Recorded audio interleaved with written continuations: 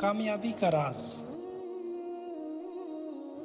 दुनिया में कुछ लोगों को कुदरत तबई तौर पर नेक खसलत और सलीमुल फितरत पैदा करती है। उनके पास कुछ नहीं होता तो सब्र करते हैं, अल्लाह की मेहरबानी हो जाए तो शुक्र अदा करते हैं। वालिद मुकर्रम के एक रफ़ीक़ दरीना मखलूक़ खुदा के इसी ग्रोह से ताल्लुक़ रखते हैं जिन्होंने सब्र का वक्त भी देखा और अब शुक्र की नेमत से सरफराज हैं। इब्तदाई जवानी में अनथक मेहनत की। खुदाई कानून है, अल्लाह किसी की मेहनत को ज़ाया नहीं करते बल्कि बेहद कदरदानी से मेहनत करने वाले को नवाजते हैं। अल्हम्दुलिल्लाह, अल्लाह ने उनको खूब अता किया है। मगर दिलचस्प बात यह है कि वो अल्लाह की इस नेमत को अल्लाह की अता समझकर अल्लाह के बंदों पर ख़र्च करते हैं। वो एक शानदार इंसान है। चंद हफ्ता कबल मुझे उनके साथ अबू ज़ाबी से दुबई आ रहा था। मुझे रास्ते में कहने लगे, अल्लाह ने मुझे जो कुछ दिया है ये महज़ अल्लाह का फ़ज़ल है और बहुत सारे लोगों की दुआएं हैं। इसलिए मेरी कोशिश होती है कि मैं अपनी खुशियों में इन सब को शरीक करूं जिनका किसी भी तौर पर मेरे ऊपर हक़ बनता है। मैं मुकम्मल यकसू और मुतवज्जे होकर सुनने लगा और वो शौक़ से मुझे अपनी दास्तान हयात सुनाने लगे। आप भी सुनिए। कहने लगे, मुशाहदा ये है कि शादी के बाद बहनों को वो अहमियत नहीं दी जाती जो उनकी शादी से पहले होती है। मैंने इस बात में सर हिलाया। वो मज़ीद गोया हुए, लेकिन मेरी कोशिश ये होती है कि सबसे पहले मैं अपनी बहनों को खुश रखूं।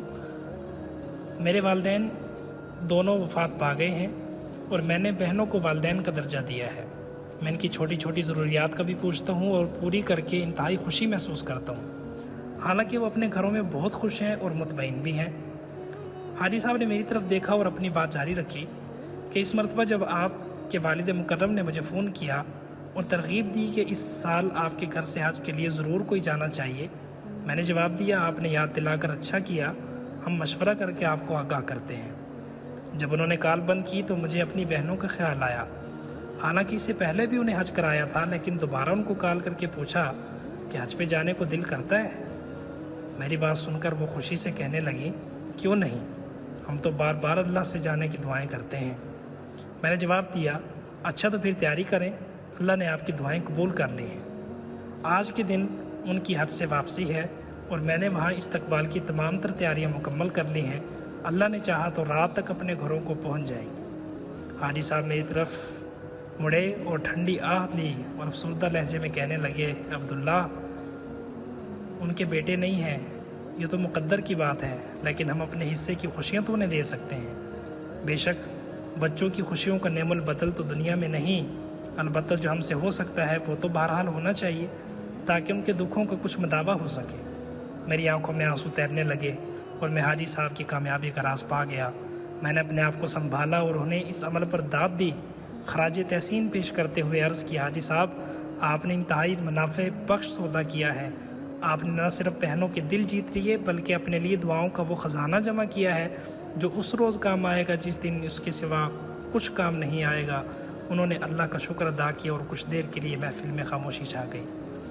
हाजी साहब की ये बात मेरे जहन में बैठ गई कि बहनों को अगर हम अच्छा नसीब नहीं दे सकते तो अपने हिस्से की खुशियाँ तो दे सकते हैं, तो क्यों ना हम उनको अपनी खुशियों में शरीक करें और साथ ही साथ इसके बदले इंसान जन्नत भी कमा सकता है। रसूलुल्लाह सल्लल्लाहु अलैहि वसल्लम का फरमान आलीशान है, जिसके पास 3 बेटियाँ या 3 बहनें या 2 बेटियाँ या 2 बहनें हों और उनके साथ अच्छा सलूक करे और उनके हुकूक के सिलसिले में अल्लाह से डरे तो उसके लिए जन्नत है। और दुनिया में हर मुसलमान चाहता है कि उसको जन्नत नसीब हो, तो आज अगर कोई अपनी बहनों का ख्याल रखेगा तो कल क़यामत के दिन उसका ठिकाना जन्नत में होगा।